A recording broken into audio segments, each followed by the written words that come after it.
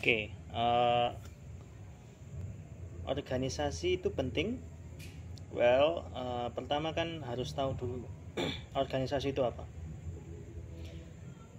Menurut pemahamanku sih, organisasi itu perkumpulan, perkumpulan aja, perkumpulan sebuah perkumpulan di mana mereka punya something in common, mereka punya suatu tujuan yang sama, makanya mereka berkumpul, mereka memiliki tujuan yang sama. Nah, mari kita kerucutkan organisasi ini jadi organisasi yang ada di taraf pendidikan, kegiatan belajar mengajar. Contoh organisasi yang ada di SMP dan SMA yang namanya OSIS, organisasi itu penting. Kembali lagi ke tema, organisasi itu penting. Nah, pentingnya ini untuk apa dulu ini? Nah, untuk orang yang pernah ikut organisasi piye kan? Piye ya, Pak? Carimu. Gini ya, kan tadi didefinisikan secara general bahwa organisasi itu semacam perkumpulan atau sekumpulan orang, perhimpunan segala macam yang mempunyai semacam tadi istilah tujuan tertentu. Nah ini nek kan ada kata kunci tadi, sekumpulan orang dan tujuan tertentu tadi. Nah apa bedanya, kan mesti dibedakan, apa bedanya organisasi, apa bedanya komunitas, apa bedanya masyarakat, apa bedanya negara. Negara kan juga bisa didefinisikan sekumpulan orang yang punya tujuan kolektif atau tujuan tertentu secara kolektif, secara bersama. Nah ini kiranya bisa dibedakan dalam segi skala ya, skala mikro. Kalau negara kan lebih makro, dia lebih luas dan dia harus lebih komprehensif segala macam, kompleks ya. tapi organisasi sekalipun itu juga dia meskipun seolah-olah bisa atau dianggap sebagai dalam skala mikro, tidak bisa disepelekan begitu saja karena dia terstruktur juga. Iya. Dia punya semacam visi misi, punya AD, ART segala macam, struktur keanggotaan, struktur segala macam seperti itu. Dan kalau dari sudut pandang objektif ya didefinisikan seperti itu. Artinya ketika seseorang sudah berhimpun pada satu wadah yang namanya organisasi, otomatis dia akan terpolarisasi dari situ. Misalnya begini, kalau aku secara natural individu, ketika aku ikut OSIS misalnya yang lebih sederhana ya, organisasi yang sederhana dalam lingkup akademis, itu seolah-olah sudah tidak lagi menjadi individu secara independen, karena kalau kita bicara soal OSIS, yang dinilai itu OSISnya, organisasinya, kita sudah tidak ada di situ. Jadi perspektif orang terhadap apa yang kita lakukan itu seolah-olah yang OSIS yang melakukan. Misalnya aku kontribusi apa, misalnya waktu itu bagianku itu misalnya gini, aku diisi jasmani. Jadi organisasi itu kan terdiri dari beberapa lapisan, ada bagian A, B, C dan segala macam, ada beberapa bidang, pemfokusan lah istilahnya. Anda fokus di jasmani, pendidikan jasmani ya ikut di jasmani, Anda ikut di kerohanian, Anda ikut di kedisiplinan ya masing-masing bagiannya. Nah pada waktu dalam konteks saya pada waktu itu saya di bagian jasmani. Jadi orientasi saya ya eksklusif secara jasmani. Misalnya saya nyumbang ide, misal begini, gimana sih orientasi dari organisasi siswa intrasekolah atau disebut OSIS ini dalam konteks jasmani. Nah itu kan harus jelas dulu, karena kita tidak bisa semena-mena menuangkan pikiran, karena di situ terdiri dari beberapa orang. Sekalipun saya punya ide kan harus dimusyawarahkan. Nah, kalau kita tahu bahwa sekalipun kita punya gagasan cemerlang sekalipun, itu tidak bisa dinilai secara mentah-mentah, harus dimusyawarahkan tadi. Nah, sekalipun bisa dirumuskan secara mufakat, misalnya orang sudah bagus itu idenya bagus. Misalnya aku nyumbang ide begini, gimana kalau misalnya pekan ini kita ngadain acara turnamen atau kompetisi antar SMP misalnya. Ketika orang setuju bahwa itu semacam terobosan yang bagus dan dirumuskan secara struktural segala macam, anggarannya ditentukan, harinya apa, terus panitianya seperti apa, berapa, dan bagian-bagiannya bagaimana, izinnya nanti bagaimana.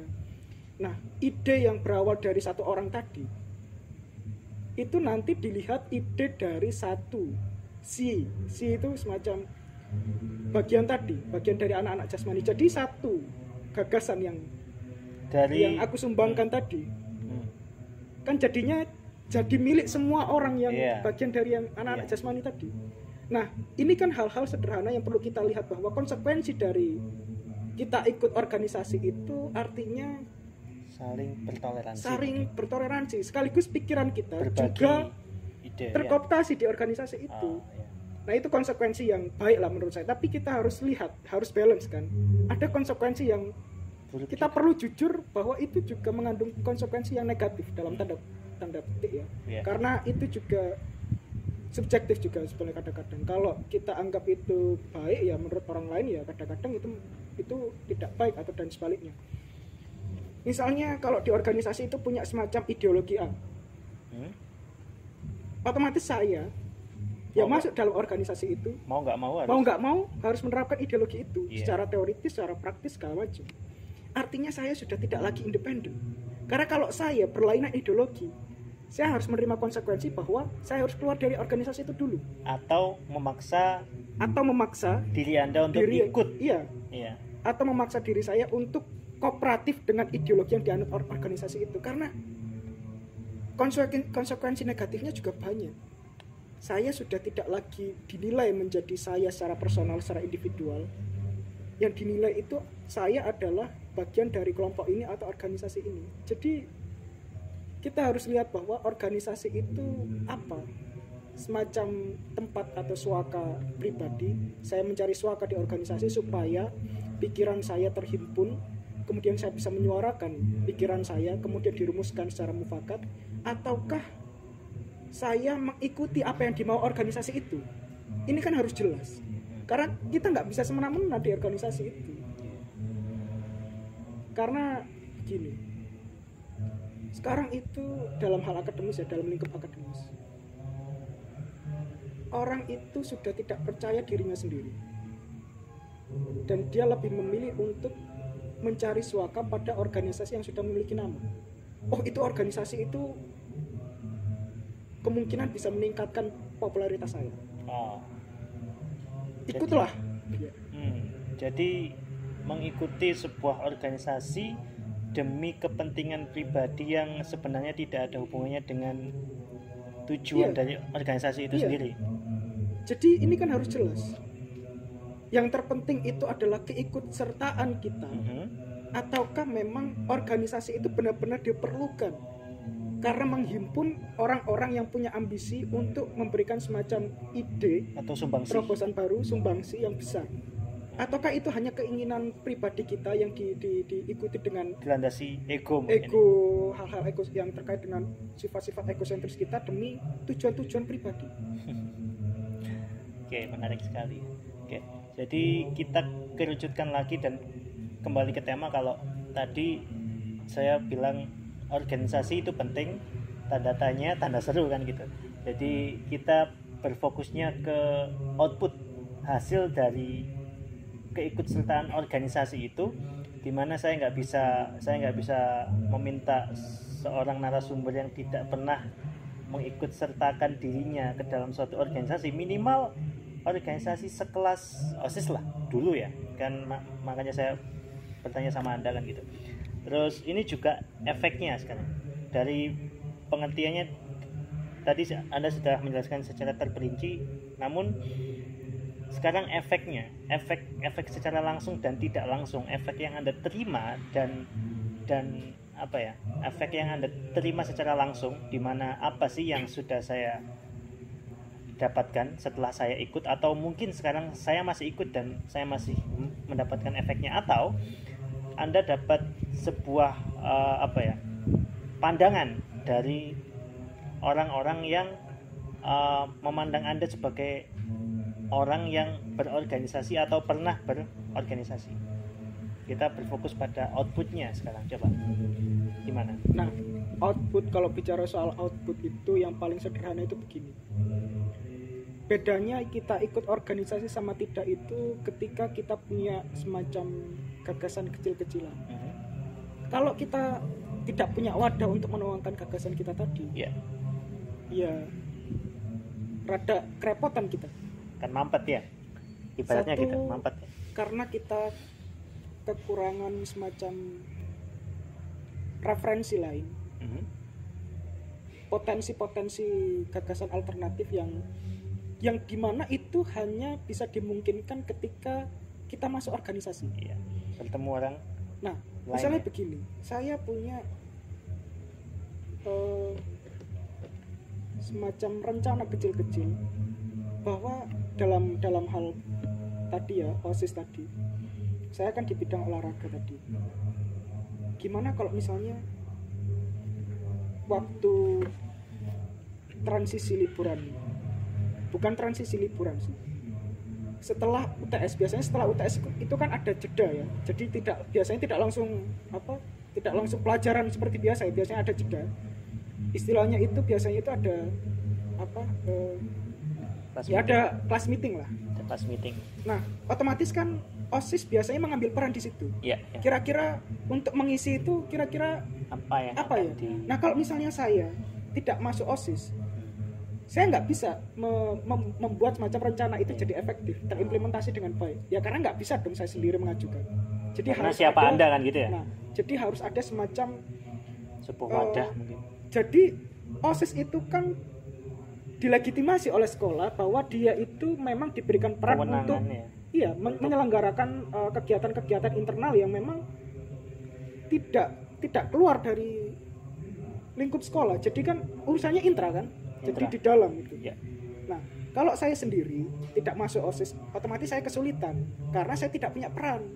Nah, kecuali kalau saya baru masuk OSIS, saya punya semacam ya keterlibatan lah secara langsung, secara tidak langsung. Kalau secara tidak langsung itu begini, saya cuma nyimpen tapi saya tidak menyuarakan. Nah, kalau secara langsung saya benar-benar langsung bisa menyuarakan ide saya dan langsung taklid. Oh gini loh rek, kelas meeting ini kita ngadain lomba ini antar kelas. Dalam hal olahraga, lomba-lomba entah itu volley, futsal, estafet segala macam itu kan bisa buat ngisi.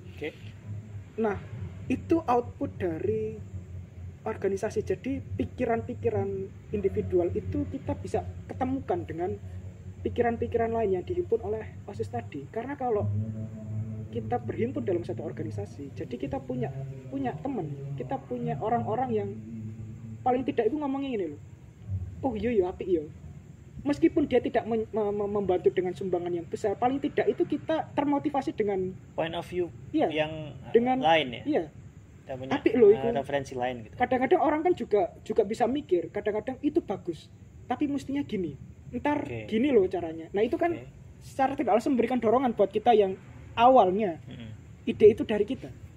Nah, itu output kecil yang memang kenapa kita harus masuk organisasi. Ya tentu memang ada beberapa kontradiksi ya, memang kenapa kok orang-orang di organisasi itu justru kerepotan dengan sendirinya, mestinya kan memberikan kemudahan. Nah, itu tadi soal output tadi. Jadi coba saya rangkum ya. Jadi Anda tadi secara nggak langsung juga bilang kalau keikutsertaan dalam organisasi itu bisa berujung dengan dialektika, saling tukar pikiran, bertambahnya referensi, adanya musyawarah dan keberagaman hasil akal, dan juga kalau nggak salah awal tadi Anda bilang tadi ya, sebagai sarana kan gitu ya. Sebagai sarana. Jadi Anda itu menganggap OSIS adalah sebuah fasilitas. OSIS memfasilitasi Anda untuk menyuarakan aspirasi Anda, kan gitu ya. Itu dalam output hasil yang kecil kata Anda gitu nih. Jadi kalau dalam hasil yang lebih besar misalnya, apa manfaat yang bisa Anda dapatkan selain itu? Jadi kalau organisasi itu sebetulnya begini, ukuran besar dan kecil itu sebetulnya kan tidak bisa dilihat dari seberapa besar gagasan yang disumbangkan oleh organisasi itu atau hal-hal praktis yang dilakukan oleh organisasi itu. Misalnya dengan mengadakan kegiatan untuk mengisi kelas meeting, kita tidak bisa membandingkan dengan kegiatan yang diciptakan oleh OSIS di saat kelulusan. Meskipun kita bisa memberikan semacam kalkulasi bahwa kegiatan yang dipakai waktu kelulusan itu menyita banyak waktu, banyak persiapan, banyak budget, banyak panitia segala macam. Lalu kita menyimpulkan bahwa yang lebih besar itu waktu kegiatan perpisahan yang dilakukan oleh, tidak begitu. Jadi begini, gagasan besar atau kecil itu sebetulnya relevan dengan efektivitas penerapannya. Jadi kalau misalnya di kelas meeting penerapannya baik, sementara di kegiatan perpisahan meskipun gagasannya besar, apa-apa yang disita juga harus besar, yang dianggarkan juga harus besar. Kalau penerapannya implementasinya kurang, ya dia tidak bisa dipuji sebagai sebuah sumbangsi yang besar. Jadi soal output yang lebih besar itu sebetulnya juga agak sumir ya untuk menjawab, karena menurut saya tidak ada kecil dan besar bagi OSIS. Yang besar bagi OSIS itu adalah ketika mereka benar-benar bertekad dengan apa yang dilakukan. Jadi tidak bisa dilihat dari segi gagasan atau sumbangsi yang seolah-olah ini acara besar, berarti ini semacam sumbangsi yang besar. Tidak. Jadi lebih ke banyak faktor gitu ya. Banyak faktor sebetulnya. Dan orang-orang kalau ditanya seperti ini ya pasti kadang-kadang menjawab, ya waktu kemarin itu yang itu kita itu bagus banget lah OSIS waktu waktu perpisahan itu heboh itu gitu ya, heboh, ada musik, ada nyanyi dangdut, ada apa gitu, segala macam. Karena kalau kita lihat besar dan kecil, otomatis ketika kita memberikan semacam labelisasi kepada yang besar, otomatis kita melupakan kontribusi yang kecil atau kegiatan yang kecil, tidak mengakui gitu padahal ya? Itu juga besar juga. Jadi dalam organisasi itu yang sebetulnya yang besar itu terkait upaya-upaya untuk menghasilkan semacam alternatif baru, kegiatan-kegiatan yang punya utilitas kepada orang banyak, kepada sekolah, kepada anak-anak yang punya potensi untuk mengembangkan kemampuannya. Jadi efek kecil atau besar itu kalau saya tangkap itu berarti tergantung value-nya. Value-nya, terus eksekusinya juga, terus brainstorming-nya, idenya. Oke, sekarang gini, kalau seperti itu saya agak ubah sedikit pertanyaan saya. Jadi apa efek atau manfaat, efek baik atau manfaat yang Anda rasakan sebagai orang yang pernah ya, orang yang pernah menjadi seorang anggota anggota di sebuah organisasi yang biasa mengatur banyak hal di dalam lingkup sekolah. Apa? Tadi soal apa? Soal itu apa? Soal efek baik atau manfaat yang Anda ini terima secara pribadi. Personal berarti ya? Iya, pasti. Jadi gini, kita ada orang ketika melakukan sesuatu itu ada beberapa faktor. Dia sengaja untuk secara pribadi menghajar dirinya dalam artian menghajar secara positif dalam berbagai hal. Dalam artian kalau sekarang itu dia itu sengaja menyibukkan dirinya dari segala macam hal, hanya untuk mengajar dirinya. Misalnya begini, waktu SMA kan udah kuliah tuh, udah sekolah tuh, udah belajar, udah punya semacam kebiasaan yang lazim seperti ya sekolah. Tapi saya berniat untuk mengajar diri saya untuk agar saya itu punya semacam experience. Jadi dengan ikut pengalaman ya. Nah, sekarang kalau pertanyaan secara subjektif ya, apa efek baik dan buruk ya ketika saya punya semacam itu tadi. Contohnya gini. Tadi kan diberikan semacam clue ya bahwa kira-kira apa sih maksudnya efek baik dan buruk? Menurut saya ini juga agak samar-samar ya, karena kita harus tahu bahwa ketika kita ingin melakukan sesuatu yang baik, kita terpaksa harus mencari tahu ada yang buruk juga loh ternyata. Nah saya ikut organisasi tadi OSIS itu kelas 10. Nah kelas 10 itu sudah ada pelantikannya lah segala macam. Nah, pada waktu itu sudah ada event. Jadi karena saya masih baru ya, maksudnya masih apa ya istilahnya itu, siswa baru, anak baru, anggota baru di OSIS. Waktu itu sudah ada event besar. Waktu itu ada apa ya? Waktu itu ada semacam lomba atau kompetisi yang diadakan oleh sekolah.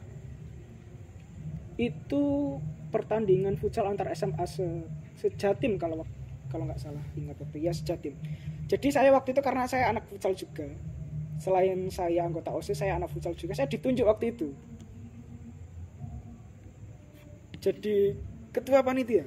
Nah, ini kan di luar ekspektasi saya. Saya itu ikut OSIS itu bukan secara hierarkis, bukan mencari tempat yang lebih tinggi daripada yang lain atau popularitas yang lebih tinggi dari yang lain.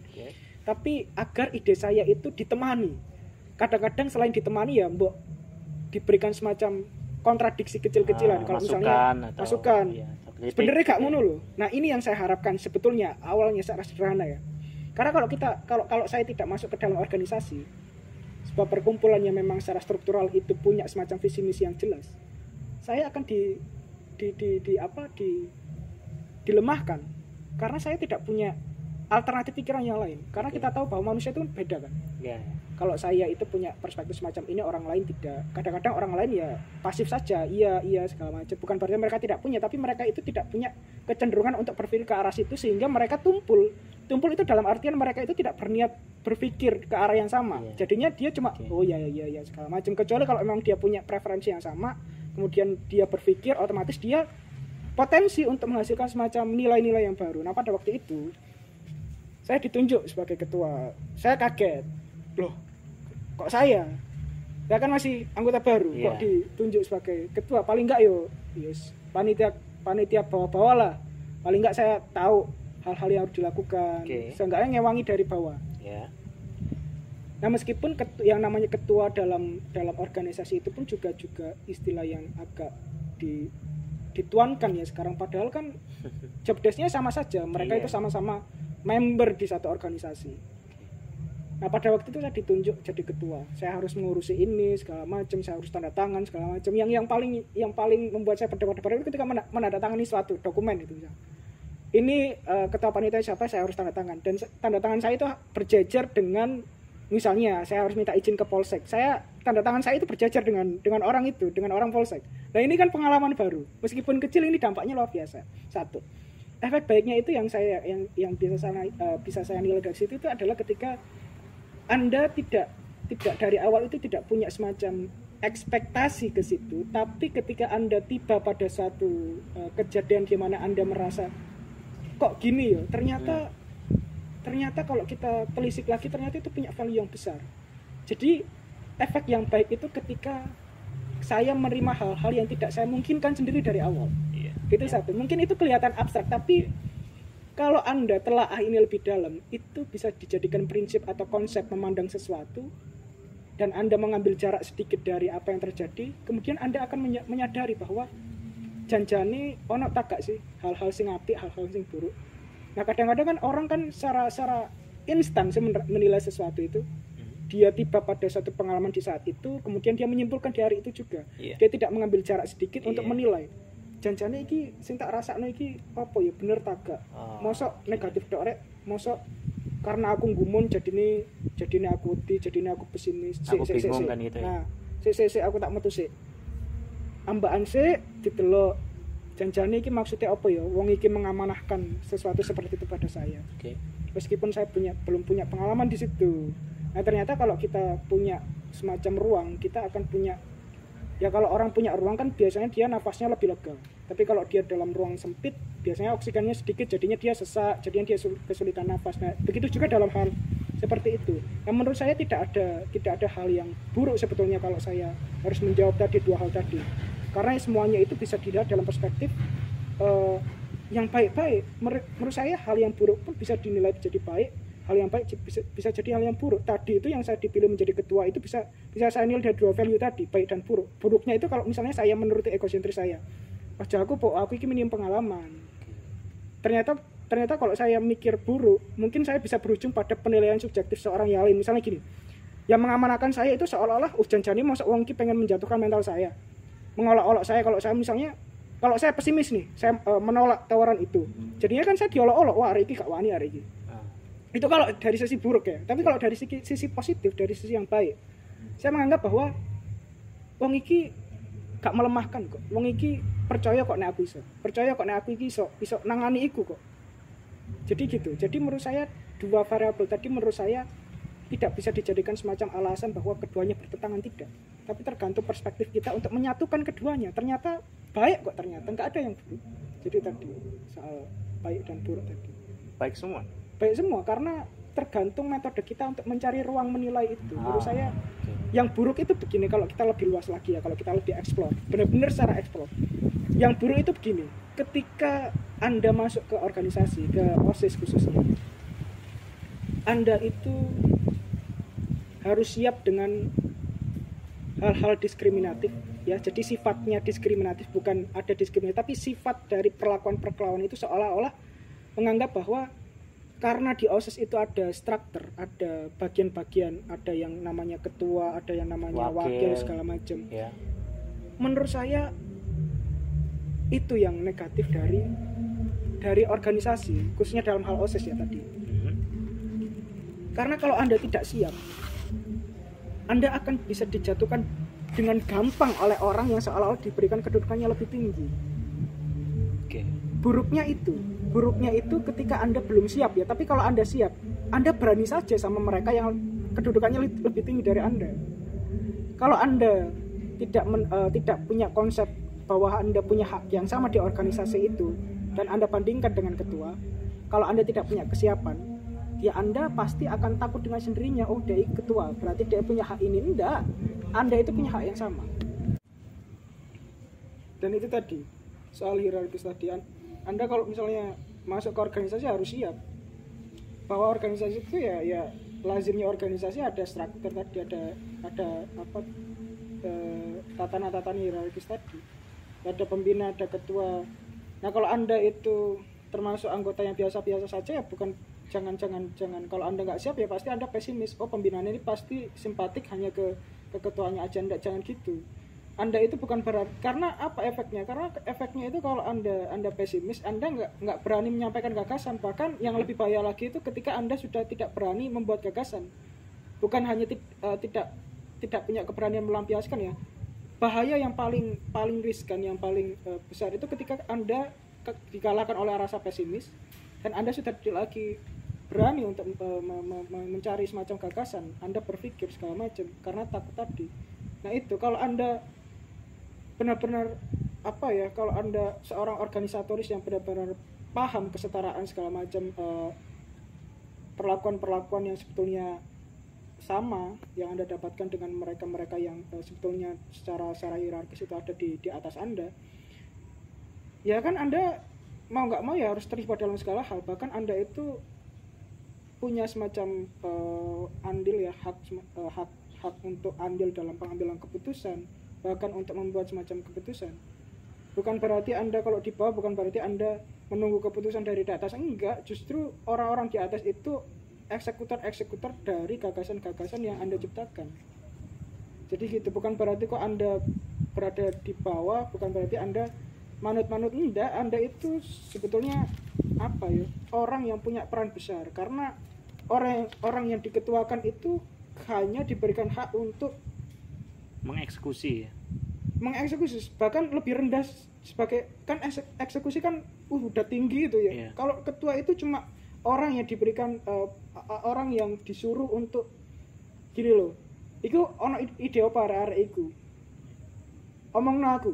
Mek sekedar mediator saja, perwakilan menyampaikan saja, yang menyampaikan, yang punya ide itu Anda yang di bawah-bawah. Kalau Anda tidak siap dengan itu, ya Anda pasti bungkam dengan sendirinya gitu. Padahal mereka itu cuma alat untuk minta izin. Sementara Anda kan orang yang punya tempat-tempat enak, nyaman, sehingga kalian nyaman dengan gagasan-gagasan, dengan pikiran-pikiran Anda, sehingga Anda itu punya banyak alternatif untuk melakukan sesuatu, dan Anda bisa berikan itu ke yang di atas, ke pembina, ke ketua itu kan bukan secara simbolisasi, bukan berarti dia yang berkuasa gitu. Terus dia mengerti segala sesuatu. Enggak, dia itu hanya dipasrai kewenangan untuk mengurusi hal-hal kecil sebetulnya. Hal kecil itu bukan berarti sepele ya, kayak minta izin kan hal-hal kecil sebenarnya, cuma kan yang seolah-olah menjadi besar karena dia itu ditunggalkan di situ. Iya, karena dia memiliki kewenangan. Gitu. Anda itu kalau masuk OSIS misalnya, jangan kok hanya jadi pesuruh saja. Anda itu pencipta gagasan, pencipta rencana, pencipta event-event besar. Anda itu harus percaya diri ya kembali ke tekad awal ketika Anda masuk organisasi itu untuk apa? Untuk cari suaka, tempat-tempat nyaman biar Anda bisa dikenal banyak guru atau apa. Ya meskipun begitu ya gak apa-apa lah, yang penting Anda itu termotivasi dengan itu sehingga Anda itu punya keterlibatan besar, dan gagasan-gagasan Anda juga besar, karena motivasi yang sebetulnya motivasi yang pragmatis ya, karena Anda itu mementingkan diri sendiri dengan ngambil resiko bergabung dengan orang banyak yang kemungkinan tujuannya yang beda. Jadi itu. Oke. Jadi mungkin kalau dilihat dari efek baik dan buruknya mungkin agak sedikit paradoks mungkin. Ya, paradoks. Dan Anda lebih memilih untuk melihat dari sisi baiknya. Meskipun juga sisi buruk juga kadang-kadang selalu mengikuti. Tapi kan kembali, kalau sisi buruk itu kadang-kadang karena tidak tersuarakan dengan meriah, secara eksplisit, jadinya kita ya wis lah wong ngene tok ae lho. Meskipun itu masalah ya, tapi kita biasanya memendam itu, jadinya ya wis iki ngene gak ngono kok. Maksudnya jadinya jadi baik gitu loh kalau kita nggak menyuarakan itu. Kalau kita suarakan itu baru kelihatan hal buruknya seperti itu. Tapi karena ketika kita mencoba untuk menilai hal-hal buruk, biasanya itu kan dengan cara kontemplasi ya, perenungan pribadi secara mendalam, jadinya gak ngono kok asli, ya wis lah ben ngono ae. Jadinya gak ada yang buruk ternyata kalau kita bijak menilai itu. Oke. Jadi saya suka kalimat terakhir, gak ada yang buruk kalau kita bijak dalam menilai itu gitu. Sayangnya sebaik apapun kabar atau mungkin kesan yang tersebar di antara para peserta belajar atau yang biasa kita sebut sebagai murid atau siswa ya, itu pasti setidaknya memiliki dua sisi yang setidaknya beroposisi atau berlawanan, yaitu yang mana yang satunya itu saya pro sama OSIS, dan ada juga yang bagaimana ya, saya akan menggunakan bahasa yang sedikit kasar. Ini yang sebenarnya saya nggak mau untuk bilang ini, cuman ini yang saya dengar saja dulu saat saya masih OSIS adalah pesuruhnya para guru. OSIS adalah babu. Babu itu kan pembantu kan itu, pembantunya para guru. Ada yang bilang seperti itu. Dan juga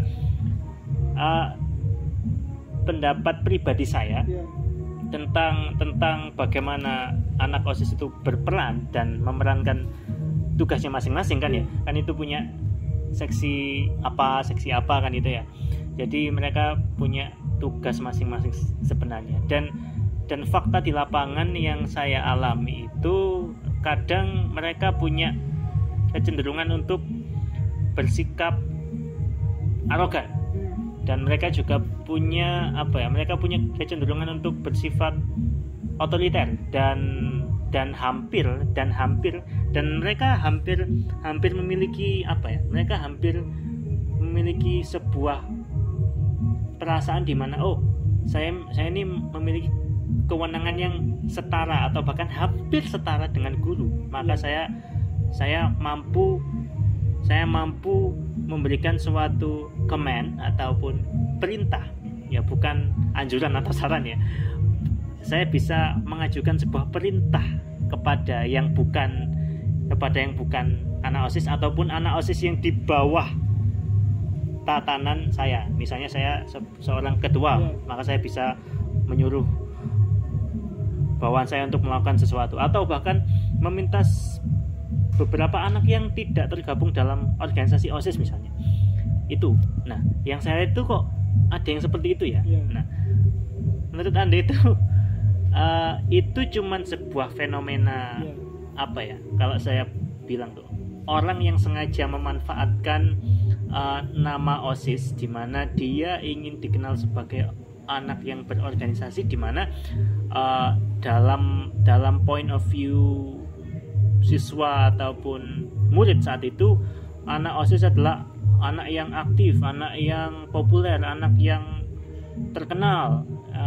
Mereka pasti apa ya? Kalau kan gini ya, SMP dan SMA itu kan tempatnya kita mencari jati diri dan pengakuan, dan mungkin mereka ingin diakui sebagai seseorang, di mana saya mau ikut OSIS supaya saya dikenal sebagai apa gitu, atau ini kan gitu. Dan fakta di lapangan juga mengatakan bahwa misal ya, dalam sebuah kasus misalnya ada seorang anak yang memiliki pangkat, ibaratnya pangkat gitu ya, bahasa kasarnya ya, pangkat sebagai ketua OSIS. Kemudian dia melihat ada beberapa murid sedang misalnya merokok misalnya di tempat yang tersembunyi dan tidak diketahui oleh guru, yang mana di suatu sekolah itu sebenarnya tidak diperkenankan dan dilarang untuk merokok, apalagi murid kan gitu ya. Terus si ketua OSIS itu karena dia merasa memiliki power, maka dia meminta mereka, anak-anak lain yang non OSIS yang tidak masuk dalam organisasi, untuk berhenti melakukan apa yang sedang mereka lakukan misalnya gitu. Nah, itu menurut Anda apa itu tentang fenomena itu? Oke, tadi dari satu tadi bicara soal kalau OSIS itu seolah-olah hanya dianggap sebagai budak pesuruh tadi. Terus yang kedua tadi ya kadang-kadang karena secara simbolik, karena dia itu seorang OSIS, jadinya dia itu punya semacam otoritas khusus yang diberikan oleh pihak sekolah ya.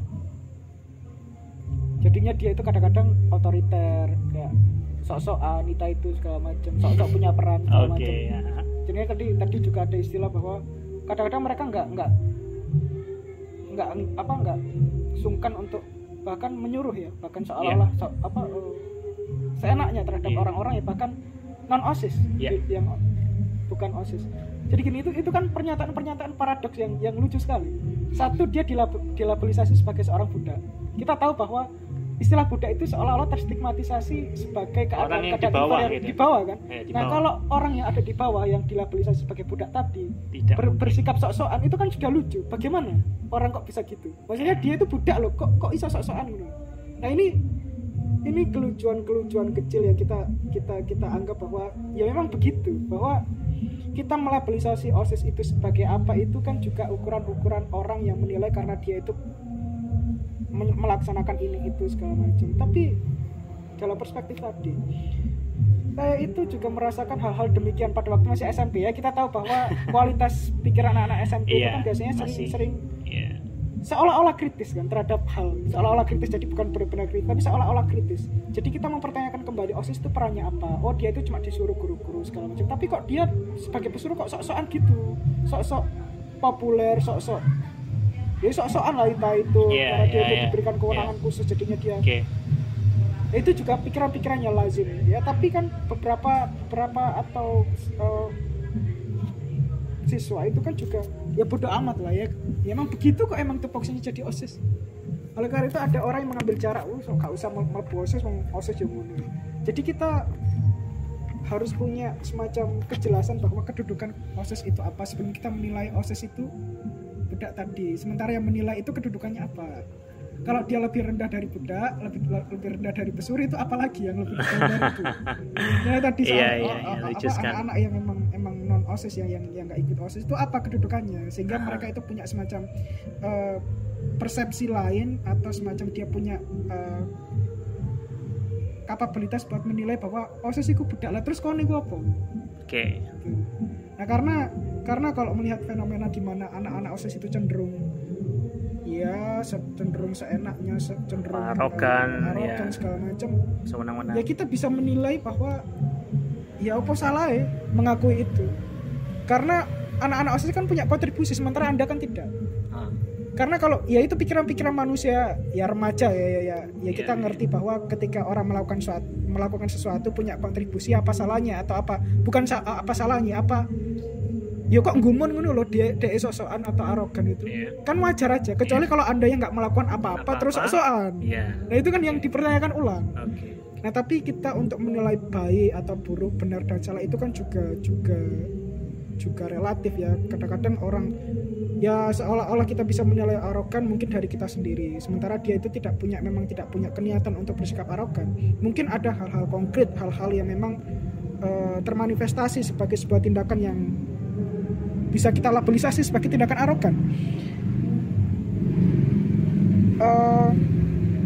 Begini, ketika anak OSIS sebetulnya keberanian sih ada anak OSIS arogan. Misalnya tadi ada diberi contoh, misalnya ada anak ngerokok di kamar mandi atau di mana ada ngerokok yang dimana sekolah itu nggak boleh, sementara anak OSIS itu tahu dan turun tangan. Menurut saya ini juga hal-hal yang tidak bisa disalahkan, karena ada beberapa anak OSIS juga yang punya kewenangan seperti itu untuk menindak, juga bungkam. Jadi anak-anak OSIS tertentu yang biasanya menindak. Nah ini kan juga kita bisa nilai bahwa itu kan baik, karena dia bahkan bukan hanya anak OSIS, sebetulnya kita itu juga punya hak untuk menegur itu loh. Jadi tidak ada istilah arogan yang bisa kita labelisasi pada anak OSIS ya, kecuali kalau memang kejadiannya seperti kayak gini. Kan yang membedakan OSIS dan enggak OSIS itu selain kontribusi kan juga outfit ya, karena anak OSIS itu biasanya punya outfit khusus, punya alma mater atau jas itu biasanya. Kalau dia mengarogansikan tindakannya karena dia itu punya outfit yang berbeda, outfit yang dianggap keren, itu baru kurang ajar. Wong apa jas saya dipamerkan yang bisa mengubah dia jadi arogan? Jas tok ae. Kecuali tadi yang saya bilang bahwa dia bisa arogan seperti itu karena dia punya kontribusi, ya gak masalah. Wong ancene kamu melakukan sesuatu kok. Kecuali saya ngakui gak lapo-lapo arogan, lolokno gak apa-apa, caci makian. Wong aku gak lapo-lapo. Misalnya aku gak punya peran apa-apa, kemudian seolah-olah mengkritisi anak OSIS. Mungkin kalau karakter kritik saya itu bersifat akademis, positif, atau dalam artian saya mencoba untuk gitu ya? Kayak istilahnya kayak mendebat apa yang dia lakukan, ya gak masalah. Tapi kalau saya itu mengkritiknya itu dalam arti mencaci, kritik dan mencaci itu baru dipermasalahkan. Tapi kalau kritik bersifat membangun atau meskipun tidak ada solusi ya, tapi mengkritik tujuannya itu mempertanyakan ulang apa yang mereka lakukan, sah-sah saja. Namanya ya dialektika tadi.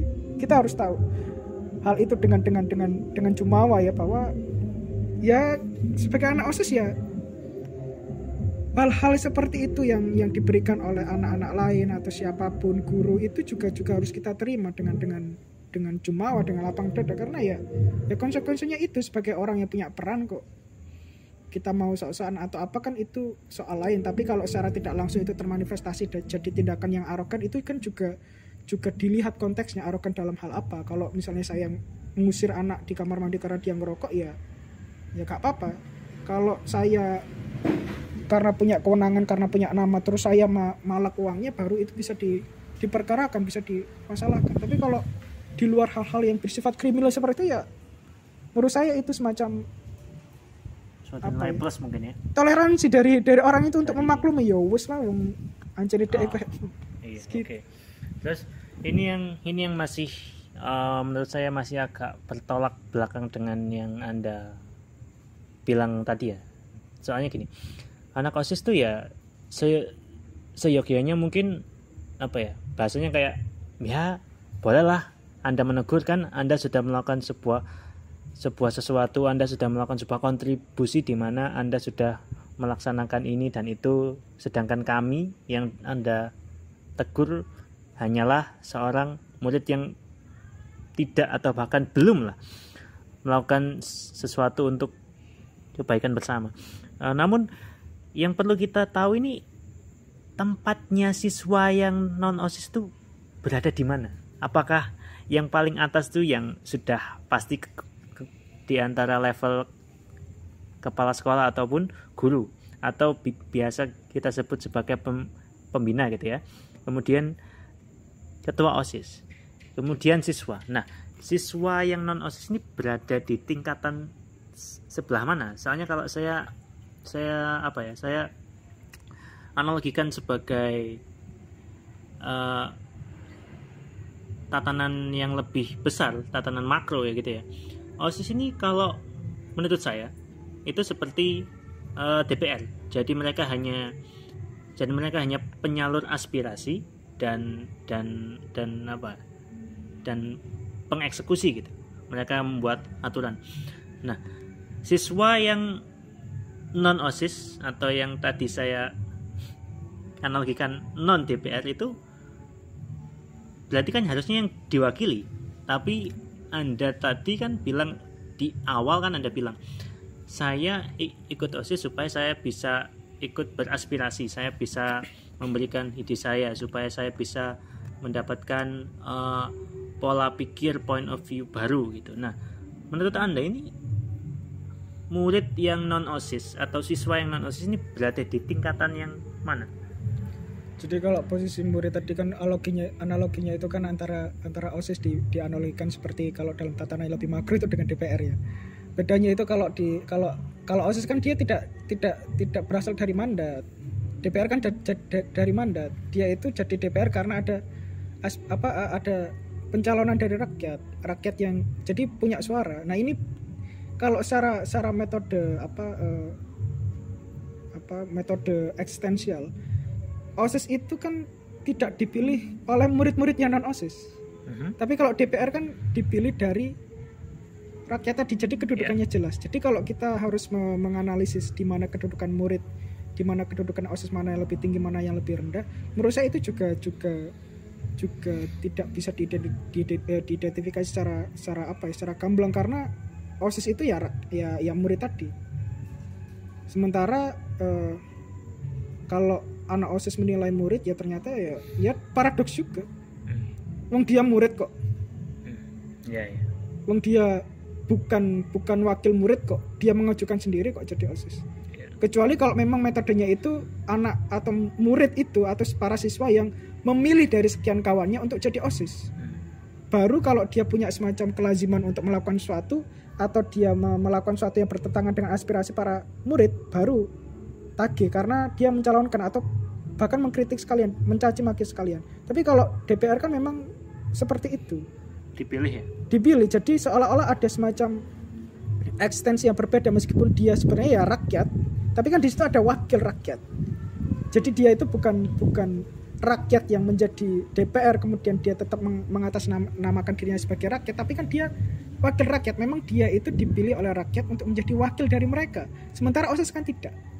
Jadi untuk mengidentifikasi posisi tadi antara murid dan OSIS, menurut saya itu juga abstrak ya, juga tidak bisa diidentifikasi. Karena kalau bisa diidentifikasi, ya kita harus menentukan mana yang lebih tinggi, mana yang lebih rendah, kedudukan mereka apa. Kalau jelas, ya berarti kita bisa gini. Kalau DPR sama rakyat jelas, rakyat itu tuannya, sementara DPR itu kan budaknya aja, karena rakyat itu punya banyak kesibukan, jadinya dia tidak sempat, harus ikut sidang, harus ikut rapat paripurna segala macam. Akhirnya nyuruh beberapa orang untuk mewakilin mereka aja. Yes, kamu aja yang maju, ntar saya gaji kamu. Jadi DPR itu budak. Yang harus dipertegas di sini, mana yang lebih layak dipanggil budak antara OSIS dan DPR, ya DPR. Karena dia itu ada kepamrian di situ, melakukan sesuatu dengan tadi, aku mau loh saya mewakili kalian, tapi kalian harus menggaji saya. Istilahnya DPR bilang begitu. Nah, kalau tidak ada semacam upah segala macam yang mana mungkin mereka mau. Tapi Timbal kalau balik OSIS gitu ya. iya, tapi kalau OSIS lebih mulia. Sukarela. Iya, dia inisiatif sendiri. Iya. Tanpa mereka harus peduli dengan mereka dapat tanggapan positif dari murid atau tidak. Dia tidak seperti itu. Dia benar-benar mencanangkan dari dirinya sendiri, saya ikut OSIS. Dengan harapan apa itu kan subjektif. Ada yang memang ya pengen ada kegiatan, itu kan juga bagus juga.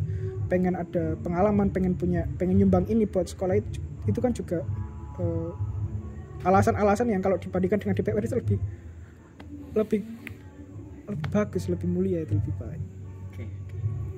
Oke, jadi mungkin kalau saya rekap tadi, apakah kalau kita kembali ke tema ya, organisasi itu penting nggak? Jadi kalau seperti yang Anda bilang tadi sih, yang saya tangkap tadi penting, vital.